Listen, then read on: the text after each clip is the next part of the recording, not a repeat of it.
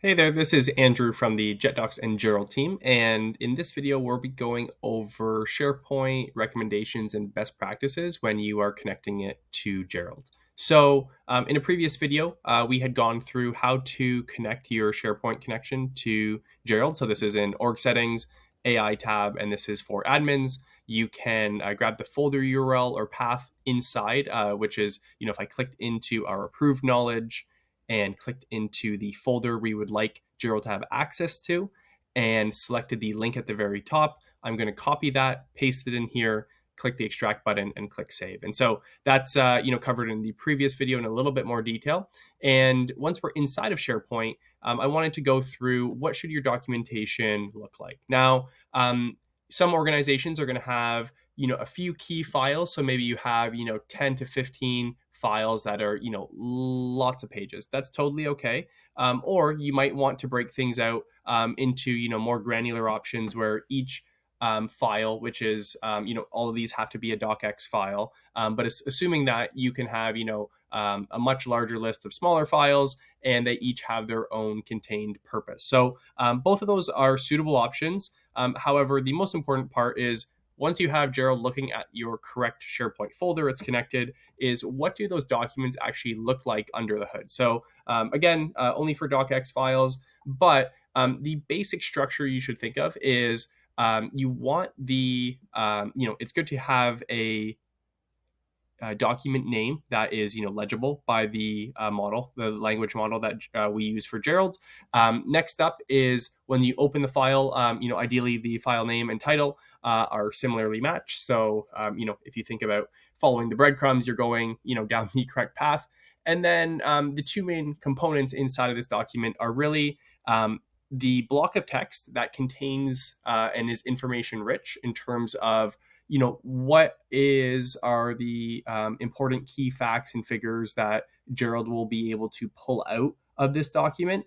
And so instead of having crazy long trees where information's spread out all over one document, LLMs are extremely good at sifting through unstructured data. However, you do want it to be extremely clear and explicit in terms of the information it should be providing. You shouldn't have text that say, for example, one place we have 15 days of paid vacation annually, and then maybe we have elsewhere in the document where there's competing information that says it's actually 10 days, and there's no distinction between why those two numbers might differ, or you might have a mistake, for example. So you want to make sure that your documentation is accurate. You want to make sure that it's extremely explicit, so any information you can add around any figure or key point you would like your users to receive from Gerald, the better. And so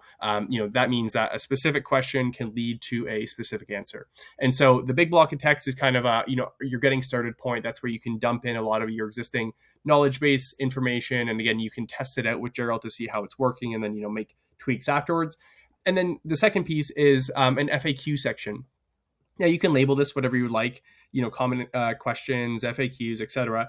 But you can see that there is, a very legible and explicit, request response or, question and answer. So, for example, a good way to think about this is, and this is a good example because human resources or people departments are commonly answering the exact same question or repetitive questions from employees over and over.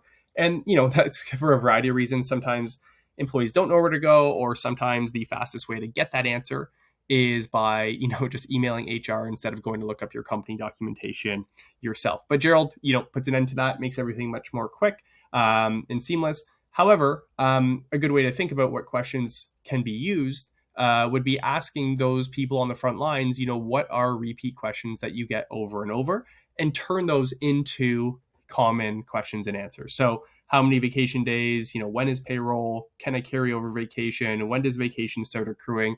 All of these have very binary answers. And so I think binary answers that have obvious results can be split up into FAQ, and then things that are more unstructured can be put into the block above. But I would highly recommend, just having a format like this.